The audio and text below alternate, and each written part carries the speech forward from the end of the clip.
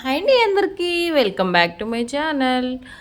ఈజీగా కొత్తగా స్టిచ్చింగ్ నేర్చుకునే వాళ్ళకి ఈజీగా ఉపయోగపడే సింపుల్ టిప్స్తో బ్లౌజ్ స్టిచ్చింగ్ అనేది చూపిస్తానండి.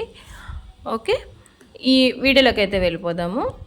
ఇప్పుడు వచ్చేసి ఫ్రంట్ పార్ట్కి అతుకులు పడతాయి కదండి, కొంచెం హెవీ సైజ్ బ్లౌజెస్కి అతుకులు పడ్డప్పుడు మనం ఏ విధంగా వేసుకోవాలనేది చూసేద్దాము. ఇక్కడ చూసారు కదా, ఓన్లీ ఒక ఫ్రంట్ పార్ట్కే అతుకొచ్చింది, నాకు రెండో దానికి రాలేదు. అడ్జస్ట్ చేసుకునే దాన్ని బట్టి ఉంటుందన్నమాట మన కటింగ్లో. ఓకే, ఇలా జాయింట్ అయితే చేసుకోవాలి ఎక్స్ట్రా పీస్ తీసుకొని.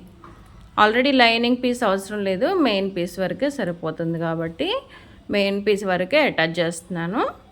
చాలా బాగా వస్తుందండి ఫినిషింగ్. అతుకులు పడ్డాయి అని చెప్పి మనం చెప్తే తప్ప వేరే వాళ్ళు పర్టికులర్గా చూస్తే కానీ తెలియదు అనమాట, అంత బాగుంటుంది ఫినిషింగ్ ఇలా. ఓకే, ఇలా స్టిచ్ చేసుకొని సమానంగా కట్ చేసుకుంటే సరిపోతుంది. ఇప్పుడు ఫ్రంట్ టక్స్ ఏ విధంగా వేయాలో చూసేద్దాము. మనం ఇక్కడ కొలిచేది ఏం లేదండి, ఓన్లీ స్టిచ్చింగే.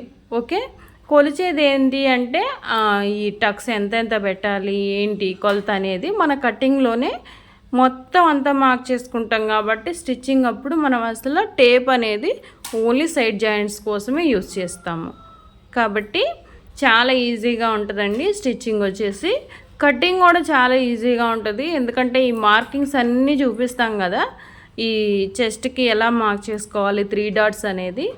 కాబట్టి ఎవరైనా కటింగ్ వీడియో కావాలనుకుంటే మన ఛానల్లో చాలా ఉన్నాయండి వీడియోస్, ఎవరైనా వెళ్ళి ఒకసారి చెక్ చేయండి.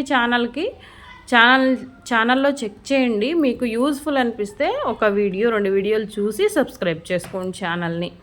ఓకే, ఇక డాట్స్ విషయానికి వస్తే డాట్స్ అనేది 2 స్టిచెస్ వేయాలండి కంపల్సరీ. ఎందుకంటే డైలీ వేర్ శారీస్కి డైలీ యూజ్ చేసుకుంటారు కాబట్టి 1 స్టిచ్ వేస్తే ఏంటంటే పిగిలిపోతున్నాయి కాబట్టి 2 స్టిచెస్ అనేది మ్యాండేటరీగా వేయండి.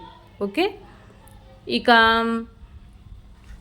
స్టిచ్చెస్ అనేవి ఎక్కడి నుంచి ఎక్కడి వరకు వేయాలి మనం అంతా కటింగ్లోనే పెట్టేసుకుంటాం కాబట్టి మార్కింగ్ మనకు అసలు ఏ తేడా లేకుండా స్టిచ్చింగ్ అనేది వచ్చేస్తుంది. షేప్ కూడా అస్సలు షేప్ అవుట్ అవ్వకుండా మంచిగా వచ్చేస్తుంది. ఫ్రంట్ పార్ట్ అయితే టక్స్ పాయింట్ ఏ విధంగా వేసుకోవాలో చూపించేసాను కదా. ఇప్పుడు బ్యాక్ పార్ట్కి నడుం పట్టి ఎలా అతకాలో చూపిస్తాను. 2 చిన్న సన్న పీసులను తీసుకొని గట్టి అంచు ఉండే విధంగా, కోరంచులు అంటారు కదా, ఆ అంచులు ఉండే విధంగా పీసెస్ తీసుకొని ఇలా జాయింట్ చేసుకుంటున్నాను నేను. ఈ జాయింటింగ్ వచ్చేసి గట్టిగా వేసుకోండి, ఎందుకంటే స్టిఫ్గా ఉంటేనే మనకి నడుం పట్టి అనేది గట్టిగా ఉంటుందన్నమాట. ఓకే, మనం ఎంత టైట్గా వేసుకున్నా లాగినా పట్టినా అస్సలు ఓడకూడదు, అంత టైట్గా వేయండి. ఓకే, ఇలా ఒక 1/2 ఇంచ్ ఖర్చు వదిలి అటాచ్ చేసిన తర్వాత ఇలా పక్కకు మడిచేసి చేతి పని చేసుకోవాలి. కానీ ఇక్కడ వచ్చేసి నేను చేతి పని చేయకుండా ఓన్లీ మిషన్ మీద స్టిచ్ వేసేస్తున్నాను. ఎందుకంటే మనకి పని తొందరగా అవుతుంది, ఫినిషింగ్ కూడా నీట్గా ఉంటుంది. ఈ మధ్య ఇంకో కంప్లైంట్ ఏంటంటే చేతి పని ఊడిపోతుందండి, చేతి పని వద్దులే మిషన్ కుట్టే వేసేయండి అంటున్నారు చాలామంది.